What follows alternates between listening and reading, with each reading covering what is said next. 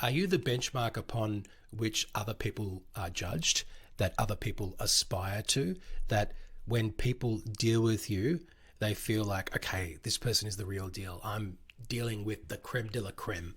Or are you someone who is not that? Today, I want to share with you some stories about some experiences that I've had dealing with some residential real estate agents recently. And I hope that that will give you some understanding of the importance of being seen as up to scratch, and in fact, better than up to scratch, and really above average and up to a high standard.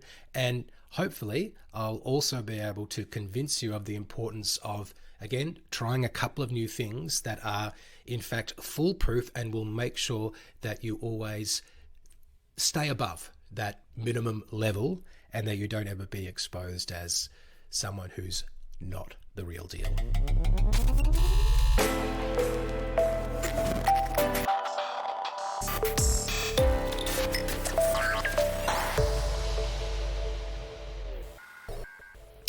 Hey, welcome to episode 115 of CRE Success, the podcast. I'm Darren Krakowiak. I help commercial real estate leaders to develop their people and grow their business.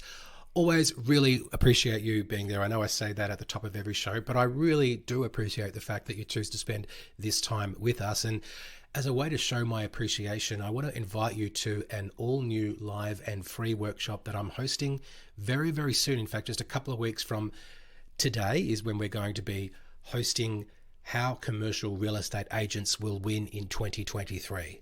Now, if you work in commercial real estate and you are client-facing, revenue generating, this is relevant to you. And if you're an agent, it's definitely relevant to you.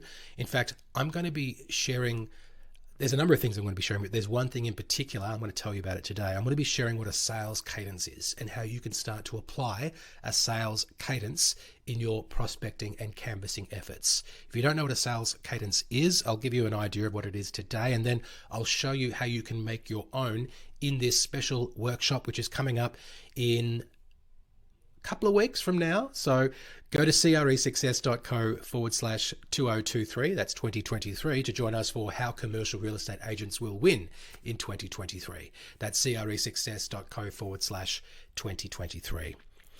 Now, as I mentioned at the top of the show, I've been attending a lot of open for inspections in the residential real estate sector recently because we've been looking to buy. Well, I'm not quite ready to buy. I'm what I consider to be a first half of next year buyer.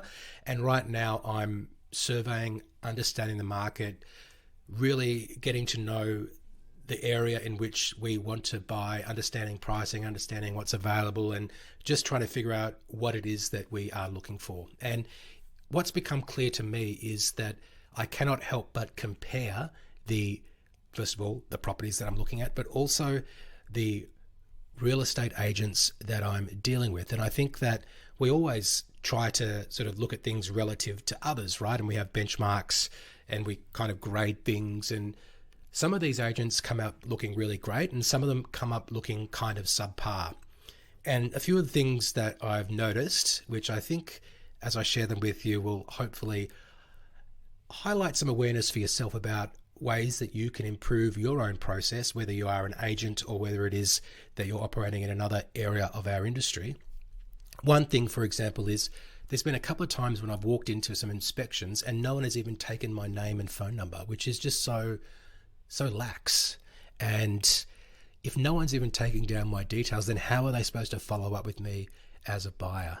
And that just means that they're failing at the first hurdle, and automatically as a potential buyer, I'm looking at this agency and I'm thinking they don't know what they're doing. And then if I'm ever going to sell a property, I would never ever go through that agency. So just remember, when we're dealing with buyers and when we're canvassing with tenants, and when we're not actually handling things on behalf of the vendor or the direct client, it still reflects on us how we deal with the clients or the buyers and lessees of our clients, because they could become your direct clients one day.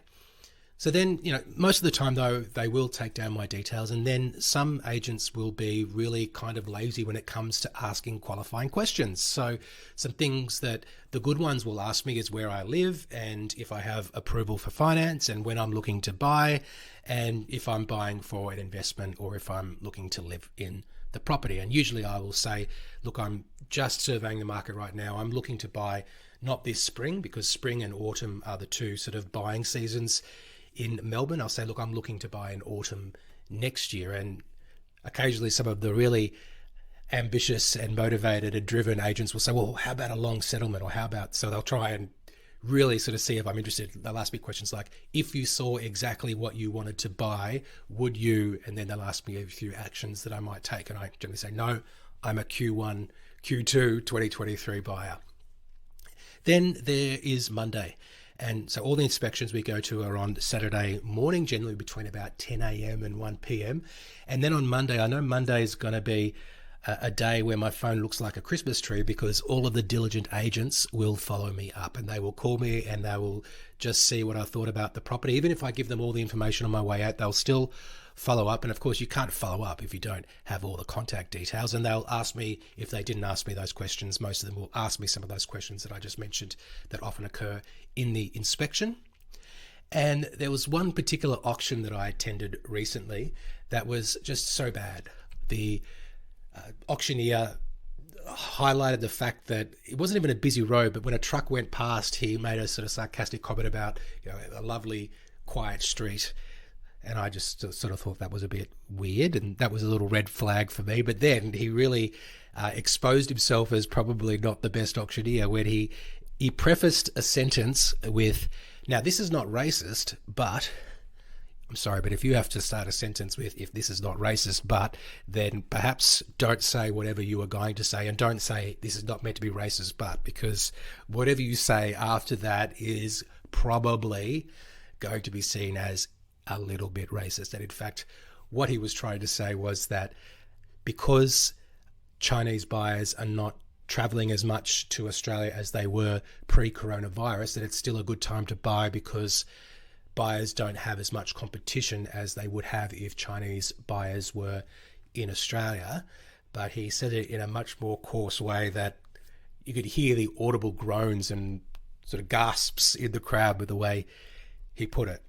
So I'll give you some of that context to just sort of point out that some people are the real deal and some people just aren't. And we need to make sure that we're providing the best possible buying experience for people who we come into, because even though there are, I think, 4 main reasons why clients choose to work with us, I think the buying experience and what it feels like to deal with us, and if we come across as professional, is also going to reflect on us. And one thing that I think is a lesson for us in commercial real estate from all of that sort of information that I just shared about the residential process is the importance of follow-up and doing it consistently and in some sort of sequential order. And I mentioned a sales cadence at the top of the show, and like clockwork, all those agents will call me on Monday if they're good. And then if I don't answer the phone on Monday, I'll generally try to talk to them just because I want to be helpful, and I know that the good ones will continue to chase me anyway, so I need to tell them what I need to tell them, otherwise they're going to keep coming at me. But the good ones, if I don't answer and return their call on the Monday, will call me again on the Wednesday, like clockwork. It's because they've got their cadence, which is what they stick to.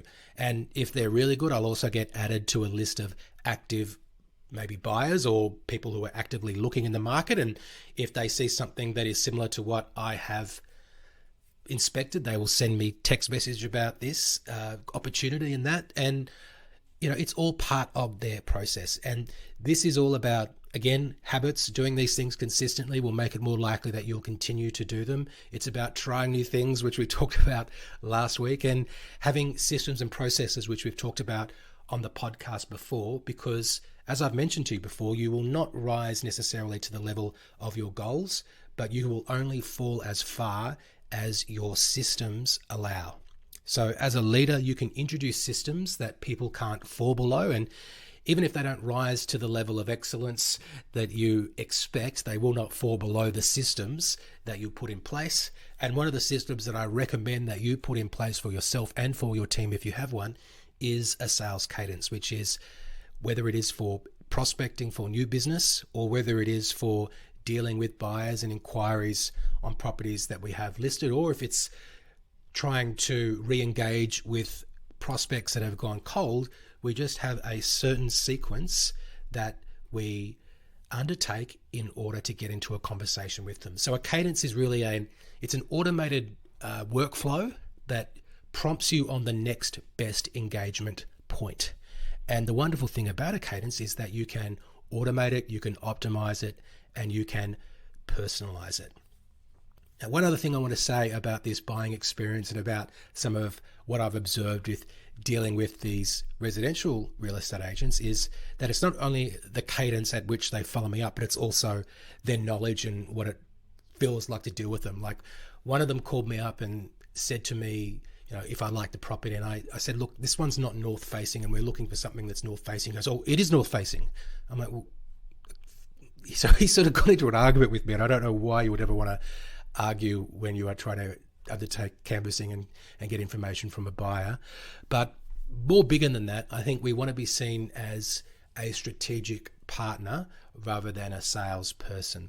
So think about those longer term, broader considerations, and also understand who it is that we're dealing with and where they're coming from. So if we're prospecting, we might want to try and find out more about their business or about their investment priorities. And if we're dealing with buyers and we're dealing with potential lessees, then again, we're trying to find out about what is motivating them.